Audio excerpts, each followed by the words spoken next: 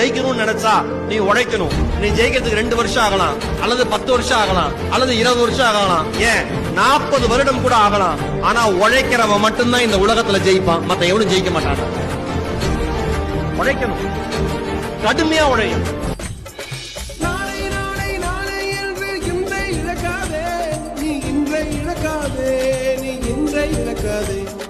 இன்றை விதித்தால் நாளை உழைக்கும், அதை நீ மறக்காதே.